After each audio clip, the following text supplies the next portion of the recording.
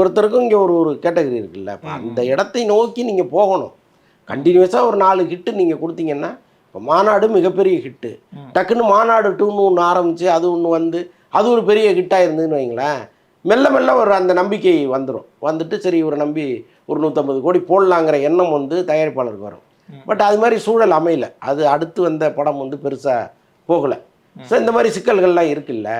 So அதனால் இப்போ சிம்புவே prove பண்ணி சிம்புவே பண்ணால் தான் உண்டுங்கிற ஒரு சூழல் வந்துருச்சு. ராஜ்கமலுக்கு கூட அவங்க என்னென்னமோ முயற்சி பண்ணும்போது தான் இந்த சிக்கல் வந்துருச்சு. சரி ரைட்டுன்னு படத்தை அப்படியே தள்ளி வச்சுட்டாங்க. அப்புறம் சிம்புவே சரி சார் நான் பார்த்துக்கிறேன்னு சொல்லி அவர் அங்கங்கே பேசும்பொழுது தான் துபாயிலேருந்து ஒரு தொழிலதிபர் வந்தார். இப்போ அவர் என்ன பண்ணிட்டாரு, நீங்கள் ஒரு 10 நிமிஷம் படத்தை எனக்கு எடுத்து காமிங்க அப்படின்ட்டு அவர் ஒரு சின்ன தொகையை கொடுத்து ஒரு ப்ரோமோ மாதிரி நீங்கள் எடுத்து கொடுங்கன்னாரு. இப்போ அதை எடுத்துட்டாங்க. சிம்பு வந்து இந்த கிரீடம்லாம் வச்சு ஒரு ராஜா கெட்டப்பில் வந்து ஷூட்டிங்லாம் ஒரு 2-3 நாள் போய் எடுத்துட்டாங்க.